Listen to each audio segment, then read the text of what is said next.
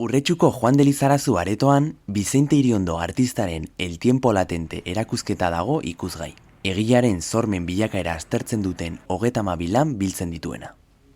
Bere lanean, Iriondok era askotako lerroekin egiten du lan, aurrez ezarritako eta kodifikatutako ereduari jarraituz, eta pixkanaka errepikatzen den oinarrizko armadura sortuz. Prozesu horrek zehazten du pieza bakoitzean kolorearen kokapena zehaztuko duen egitura. Oraindik ez ezaguna izan arren, harekin harmonian sentitzen den sormen bideari jarraitzeko aukera emanez, denbora latentea bera bezala. Bere lanaren ezaugarri nabarmenetako bat arrautza gorringoarekin aglutinatutako pigmentuen erabilera da. Teknika hori bere lan askotan agertzen da eta bere piezei ehundura paregabea ematen die.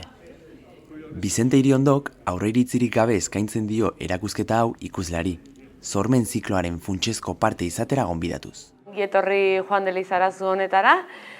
Urte amaiera ia hor daukagu eta 2024 hontako azkenetariko erakusketak aurkezten ari gera, ezta? Oraingoan nire alboan daukate Bizente Iriondo.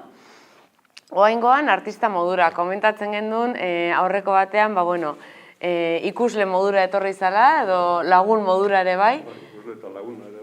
Hori da, akonpainamendu lanetan, Estebanen erakusketan nora izan gendun, eta orduan uste dira aurreratu zendula aurten hemen izango zinela kurso hontan.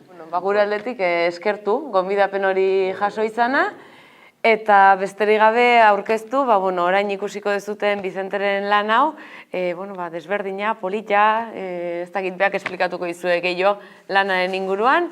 Nik bakarrik aipatu nahiko nuke, erakusketa gaur irekitzen degula, azaroaren 15 da, 15 de noviembre, decía que soy, día de inauguración de la exposición hoy en Juan de Lizarazu, y que estará abierta hasta el 1 de diciembre. Del 15 de noviembre hasta el 1 de diciembre. Orduan gonbidatu, gaur etortzerik izan ez dezuten horiek, abenduaren batera arte tartea izango dezutelako, eta Juan de Lizarazu honetan, izango degulako ikusgai, ezkutuko denbora, izena duen esposizioa, El tiempo latente, de mano de Bizente Iriondo. Eta besterik gabe, berarekin utziko zaituztet.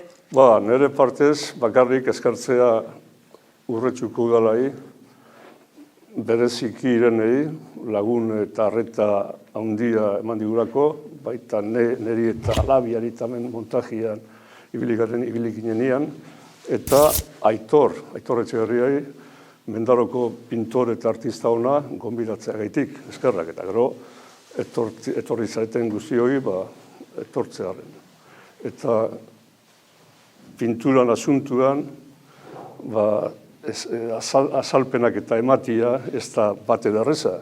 Eta egon naiz beraiekin esplikazioak eta ematen, eta orainago era bat nekatuta berriro esateko. Baina, fundamentalmente horrela soin, ¿está? Fundamentalmente se trata de pintar algo que se basa en una estructura que sigue una pauta alfanumérica y cuyo final es desconocido, pero sin embargo la senda que recorro y el tiempo que pretendo atrapar, por eso le llamo a la exposición tiempo latente, hay un momento en el que siento que está ahí. En ese momento se abandona el cuadro y se empieza con otro.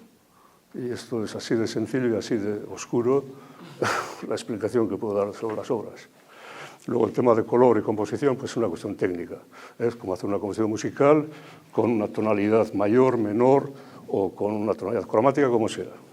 Y eso es todo.